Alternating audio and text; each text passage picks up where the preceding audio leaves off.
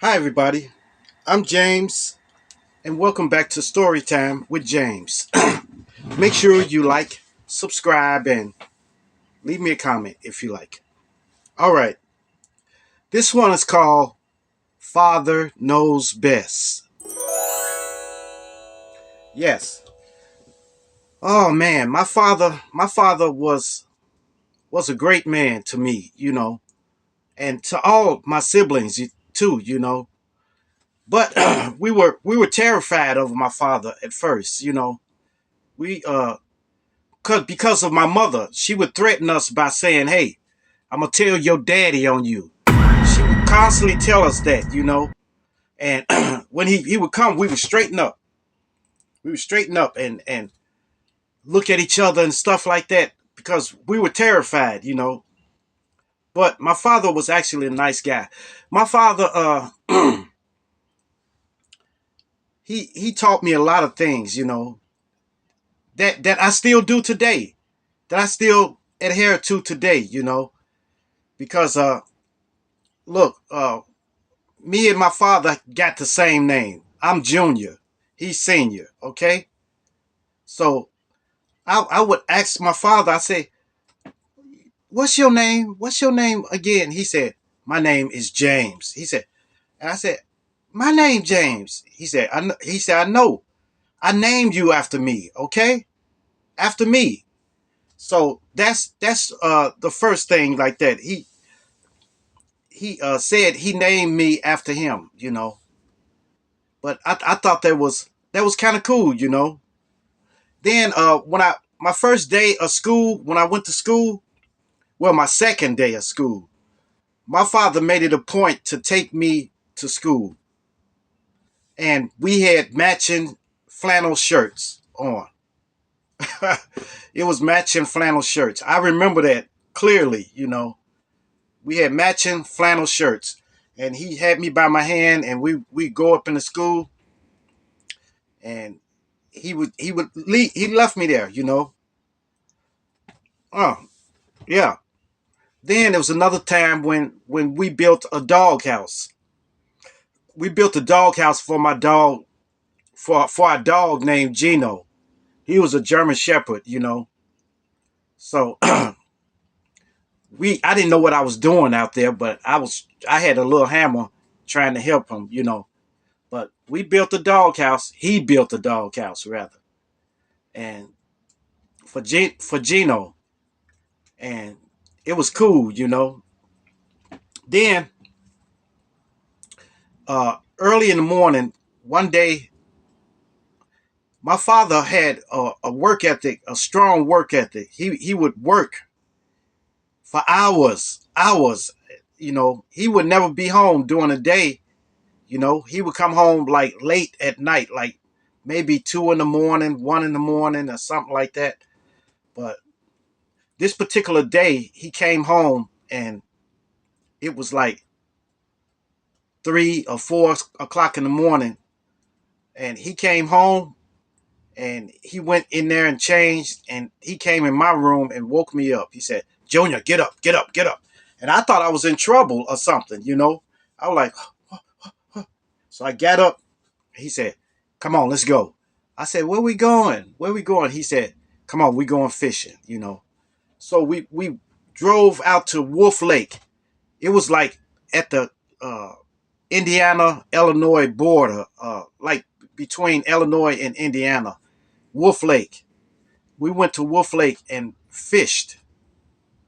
We went out there for a couple of hours, and that was special. It was just me and him. We went fishing, and he taught me how to bait a hook, how to cast out there, and everything.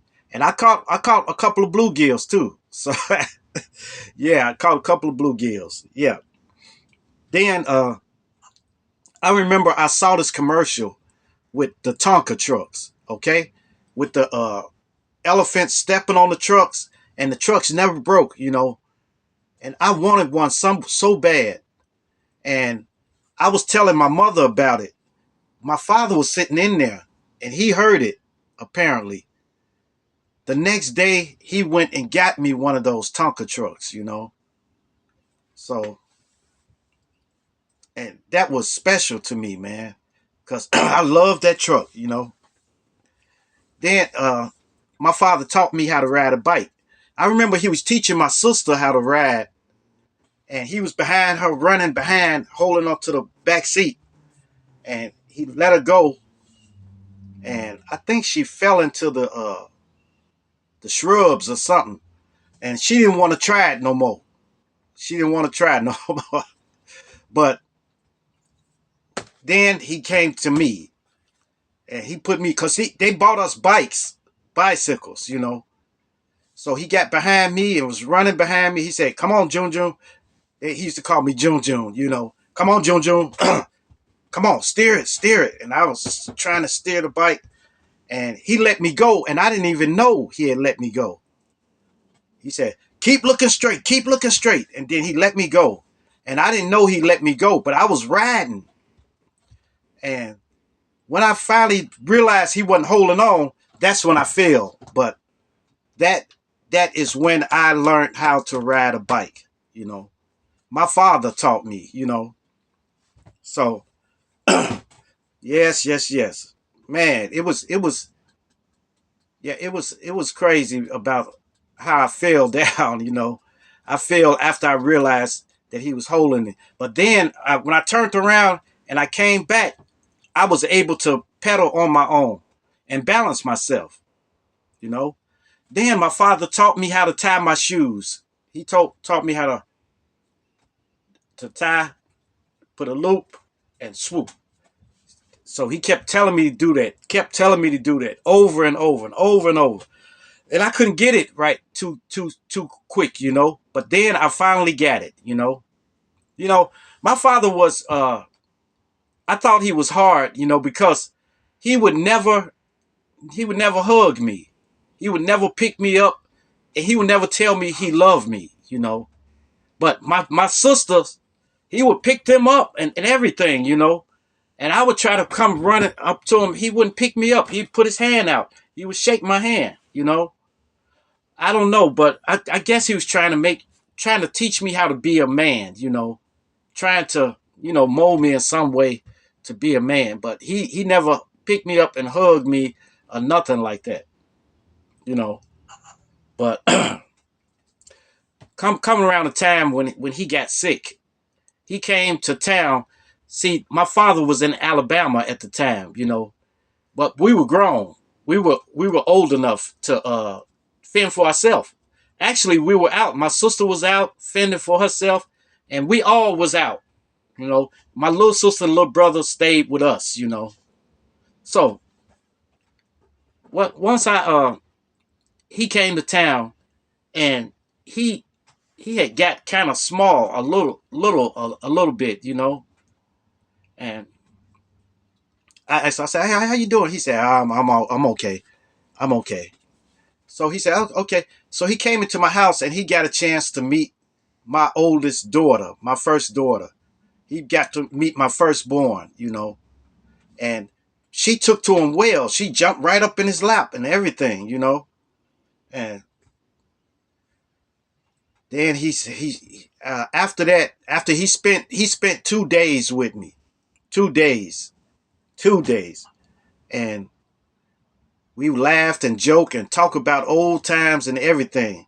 Then after that, my uncle came to my house to pick him up so they can go back to his house so they can go back to Alabama. And my father, keep in mind, I told y'all he never hugged me or nothing like that. So this time I was older, and I said, "Okay, Dad." He reached out and we shook hands, and I pulled him in and I hugged him. I told him, I love you, man." And he said, "Yeah, I love you too." That's what he said.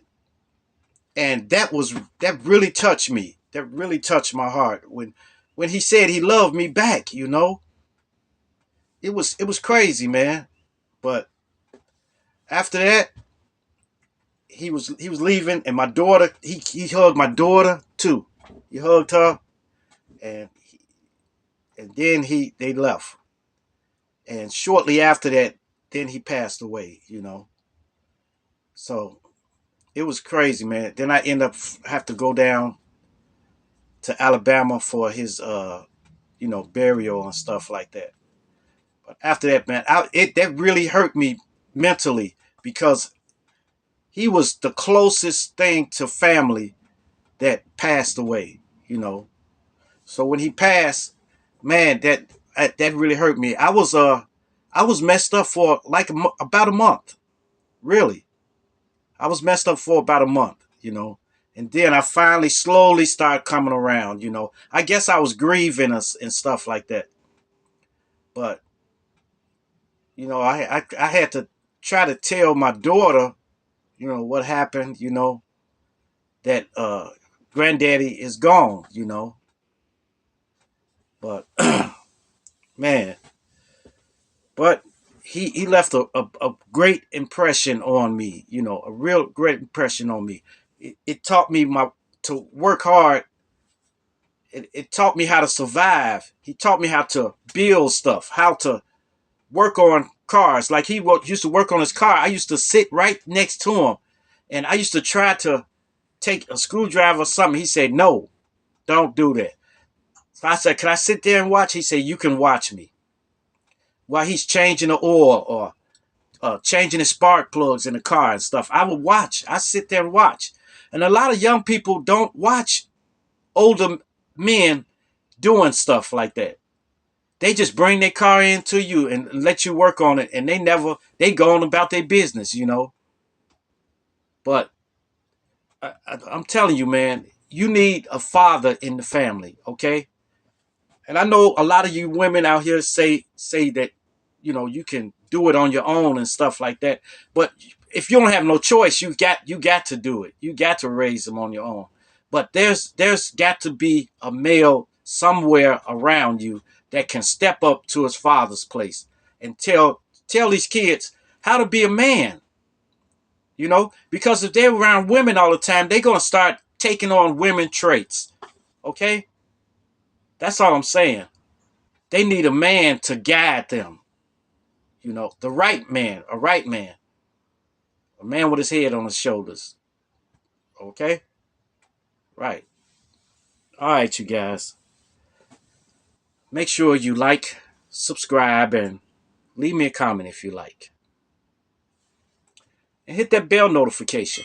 Hit that bell notification so that you know every time I drop another video. And share, share, share. Share my videos with your family. Share it with your friends. Share it with your loved ones. And even share it with your enemies.